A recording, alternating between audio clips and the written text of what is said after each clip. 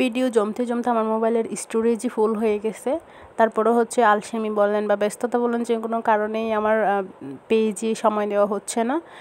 এটাও হচ্ছে অনেক আগের ভিডিও, প্রায় মাসখানেক আগের একটা ভিডিও আমি আজকে আপলোড করব। আমাদের বাড়ির পাশেই হচ্ছে এই জায়গাটা কিন্তু এখন কক্সবাজার জেলায় অনেক বেশি ফেমাস। কক্সবাজার বা অনেক দূরে দূরে থেকে অনেক মানুষ এখানে আসতে দেখছি আমি, যারা হচ্ছে ব্লগ করে ওদের ভিডিওতে দেখছি অনেকেই এখানে আসে।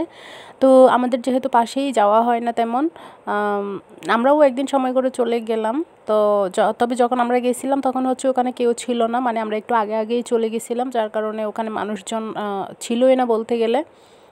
এমন না যে জায়গাটায় দেখার অনেক কিছু আছে, কিন্তু এখানে হচ্ছে ঠান্ডা বাতাস, তারপরে হচ্ছে আকাশ, নদীর পাড়ে বসে এসব দেখতে বা সময় কাটাতে অনেক ভালো লাগে। সেজন্যই মনে হয় মানুষজন এখানে এত বেশি যায়।